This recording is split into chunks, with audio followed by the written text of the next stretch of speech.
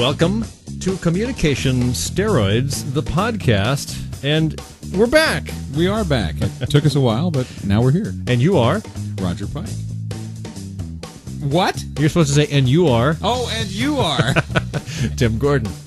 Yeah, we're kind of freewheeling and footloose tonight, which is okay. Podcasting can pretty much be whatever you want it, right? Especially since we are not charging you for this particular product. No, this is one of the freebies. You get it, no extra charge. It's one of the services we like to do here at communicationsteroids.com. But we do have a significantly interesting topic and an important one today. We think it is a really important one. And, you know, ever since you hook up, for instance, when you're 20, 18 years old and you get a girlfriend and they say to you, "Why don't you listen to me?" You've probably heard that your whole life. Or for your whole wife, I'm not sure. But nonetheless, listening is what we're going to talk about today. The art of listening, the act of listening. And the importance of listening. Listening is very important in communication skills, and that's what we like to talk about here. Under the big umbrella that kind of encompasses communication, which is what the website is all about. So it really boils down to one of those interpersonal skills. And listening, what's your take on listening and kind of a nutshell of what needs to happen? Well, whenever I think about it, I think about a word that made the rounds for a while called kudzu. You know what kudzu is? I haven't a clue. Is it one of those greens that you eat down in the South? No, that's grits. And okay. Anyway, kudzu is an expression that's used to describe the latest fad in business. And one of the fads, like multitasking. Right. Is kudzu. I mean, for a while, everything was specialization, and then everything became multitasking, and I'm sure that before long, everything is going to become specialization all over again, because that's the way kudzu works, is in cycles. But one kudzu thing, one buzzword that became popular in business and hung around because it works, it's true, it's important, is a little something called active listening. Active listening. It's critical. It's key. And learning the skills to active listening can improve your communication skills immeasurably. And active listening. Active listening. I am hearing you, Roger. And once again, we can break it down into three parts, which we like to do. We have three key areas that have to do with active listening, the rule of threes. Hearing is really one of the most important things. Are you hearing what's being said? Or are you concentrating on what you're going to say next? If you're thinking about how you're going to respond, how you're going to answer, if you're concentrating on what your end of the conversation is going to be, you're not hearing theirs. No, exactly. You've got to listen to what they're saying. If they're telling you facts, if they're telling you opinions, if they're telling you something that just came out of left field, are you actually hearing what they are saying? That's number one. Number one. And then number two is understanding. Yeah, this is when you've taken in what you've heard and you have a grasp of what they're saying. You understand exactly what they're saying. And you're certain of it. You know that what you're hearing is what they're saying. I mean, I remember a little funny ditty that made the rounds for a while is I'm not sure that, I know you think you understood what you thought you heard me say, but I'm not sure that you realize that what you heard is not what I really meant. But that was amazing that you pulled that out. Exactly. No, so understanding is one of the keys, the second part of active listening. And the third part is judging. Yeah, making once you've heard it, once you've made the evaluation and have decided that you understand it, then you can proceed to the part of judging it. And by judging, I don't mean it critically. I do mean it critically, but I don't mean it negatively.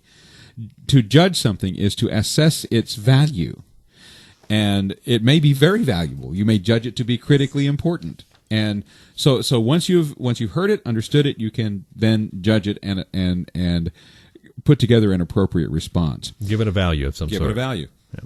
And there are some tips for how to be a good listener. Being an active listener, we've talked about the three: the hearing, the understanding, the judging. But how can you do that? Well, that's where the idea of active listening takes listening one step further. And here's what I mean by that. In listening, we hear, we understand, we judge. But in active listening, we communicate through various means to the speaker that we're doing those things. We're not staring off into space. We're not looking out the window.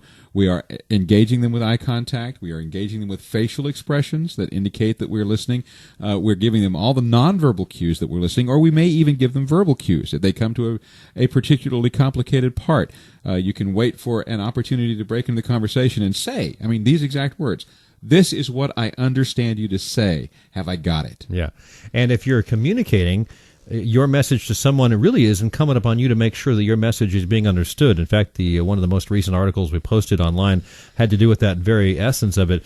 As a communicator, you want to make sure that you're being understood, and that means, to a certain degree, asking, okay, what is your understanding of what I just said? Let me hear that back. But you can do that as a listener too. Exactly. Yeah. As the speaker is talking, as the person doing the communicating is talking, you can communicate back to them both verbally and non-verbally. At first non-verbally, but then later verbally, and assess and ask them. I mean, have I got it?